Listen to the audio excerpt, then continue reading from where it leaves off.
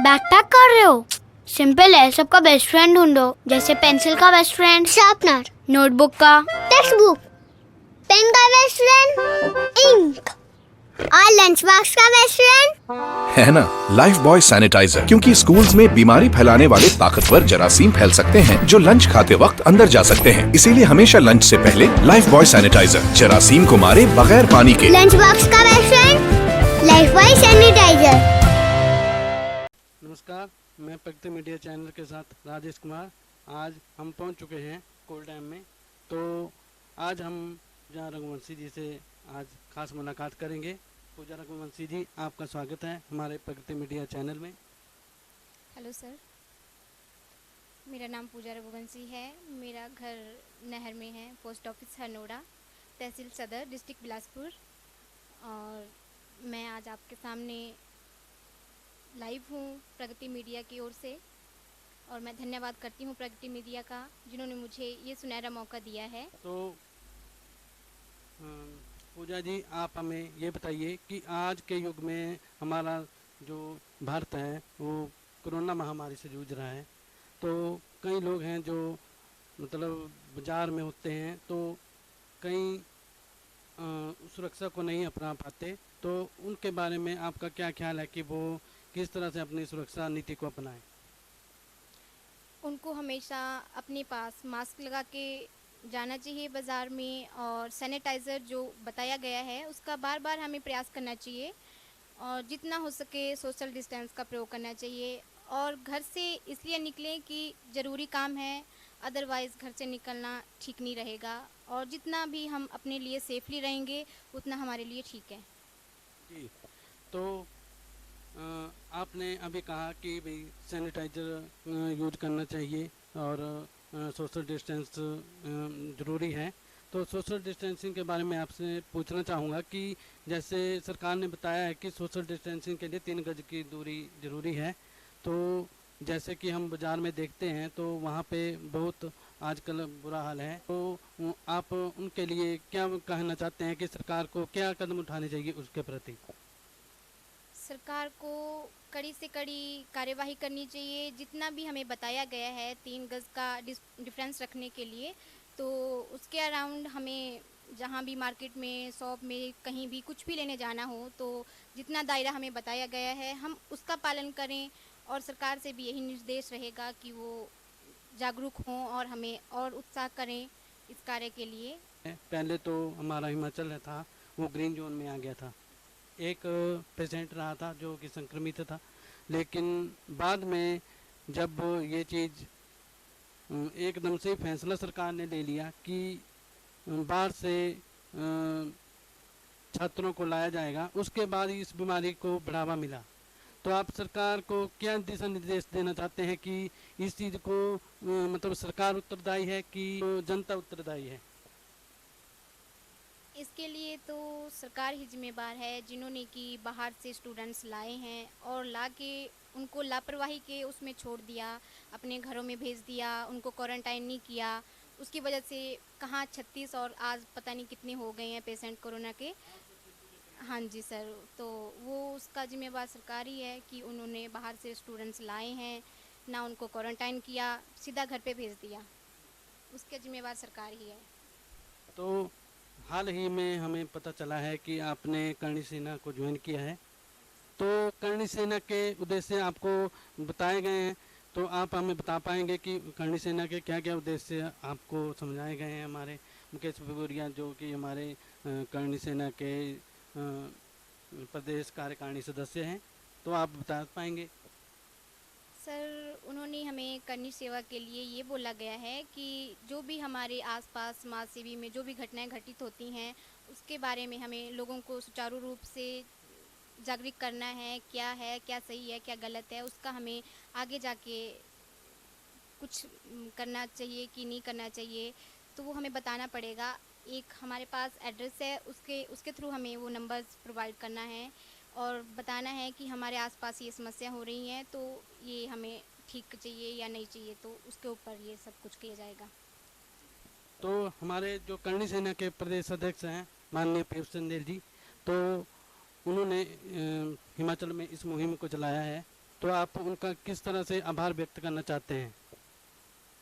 मैं उनका तहे दिल से धन्यवाद करना चाहती हूँ जिन्होंने ये सोचा कि समाज सेवा के लिए कुछ करना चाहिए, कुछ हट के करना चाहिए और जागरूक करना चाहिए। समाज को ज़रूरत है इन सब चीज़ों की, बल्कि उनको पता नहीं होता क्या कर रहे हैं, सरकार क्या नहीं कर रही है। इसी के थ्रू हमें पता लगता है कि क्या हो रहा है, क्या नहीं हो रहा है। जी, तो आज जैसे कि करणी सेना ने पीछे मुद्दा उठाया था कि गाय के ऊपर कोई अत्याचार नहीं होना चाहिए, तो उसके बारे में आपका क्या कहना है कि वो करणी सेना ने जो मुद्दा उठाया था वो बिल्कुल सही था? हाँ सर, वो सही था। आजकल बहुत कंडीशन बढ़ चुकी है गाय को लेकर। कोई भी गाड़ी आके गाय को ठोक देती है या विस्फोट कर देते हैं। ये सब कुछ मतलब हर रोज़ देखने को मिलता ही है, हर जगह मिलता है, क्योंकि गाय का एक ऐसा इशू है कि हर जगह हमें 10-12 गाय मिल जा सकती हैं। तो जैसा कि हमने देखा है कि केरल में भी जो हथनी थी, जो भी गर्भवती थी, और ये जो बरठी में हमने जो मामला सामने आया है वो भी गर्भवती थी गाय। तो उसके ऊपर गाय के ऊपर हमने अत्याचार कर रहे हैं आज के लोग, तो ये बोलते हैं कि कई लोगों ने इसके ऊपर उठाया है मुद्दा कि इसके बारे में वो अपराधी दोषी नहीं है जिन्होंने गोला रखा था, क्योंकि वो एक जंगली पशु के लिए रखा था। लेकिन उसके बारे में आपका क्या विचार है कि वो आज के इस भाग दौड़ी भरी जिंदगी में आर्थिक समस्या सभी को आ जाती है। तो जैसे हमारे पास समस्या मेन आती है कि जैसे सड़कों के ऊपर सरकार कार्य नहीं कर रही है, सड़कें ऐसे पड़ी हैं, ठीक है, तो प्रोजेक्ट ऐसे पड़े हैं, तो उसके लिए कौन जिम्मेदार है? उसके लिए भी सरकारी जिम्मेवार है। सरकार कुछ करेगी तभी आगे काम होगा, अदरवाइज कोई काम नहीं होगा।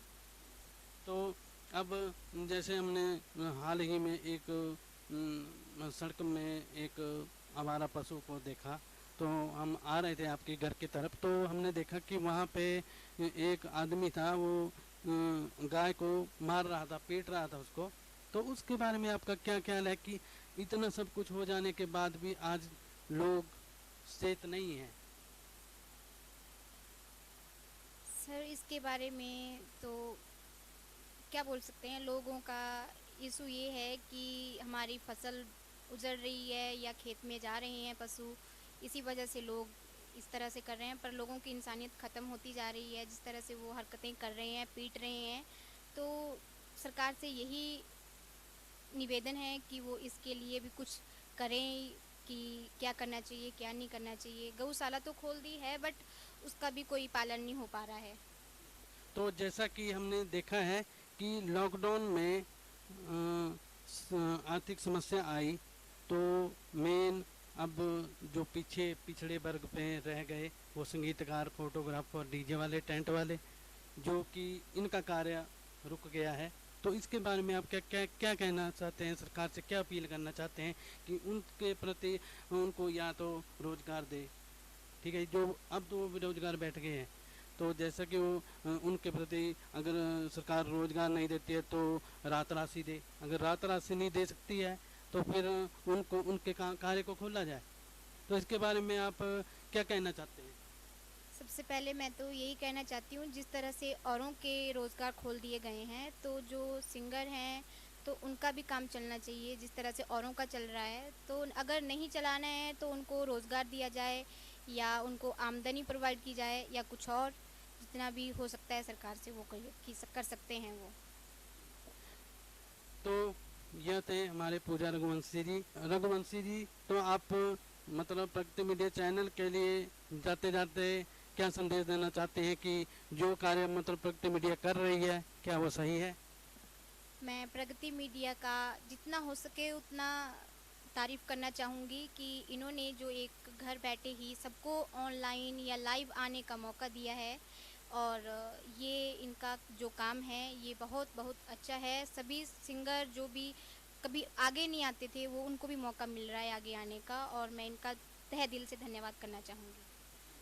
तो आप हमें ये बताएंगे कि जैसे आप सिंगिंग करते हैं, तो आपको सिंगिंग का शौक कब से पैदा हुआ?